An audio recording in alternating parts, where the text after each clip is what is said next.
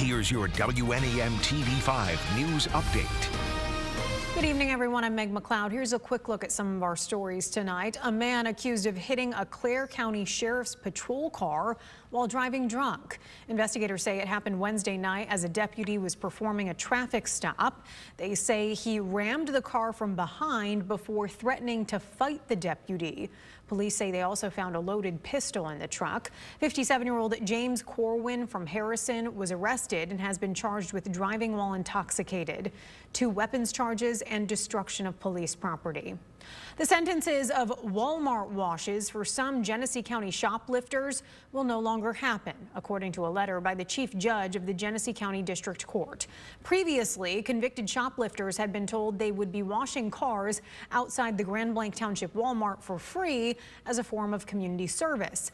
But the chief judge says all community service projects must first be vetted by court, county, and state authorities for liability, insurance, and ethical concerns, and that it's especially true if a proposed punishment strays from the usual and the recipient of that community service is both a victim and a for-profit organization.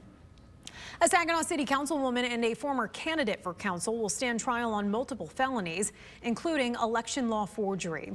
The Michigan Attorney General accuses Monique Lamar Sylvia of fraudulently signing names of voters on a petition form in July to secure Eric Eggleston's place on the ballot.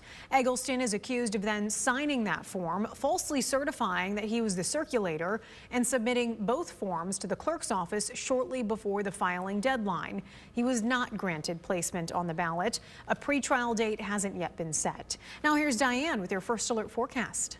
The weather has been pleasant this week, but going into the weekend, we start to see a shift in the first alert forecast. First off, everybody is going to have to work with windy weather on Saturday, and those wind gusts are going to be around 40 to 45 miles per hour as they peak late morning and throughout the afternoon. Right around dinner time, we at least see them back off, but it's still going to be a very blustery day with these winds coming out of the south. This is going to help to kind of push some of that warm air in and allow us to get into the 70s. So it will be enjoyable outside, but we can't quite exactly keep it dry either. So tonight, your Friday night plans, no issues here with the wet weather. It's Saturday morning when we start to see this line of showers push in.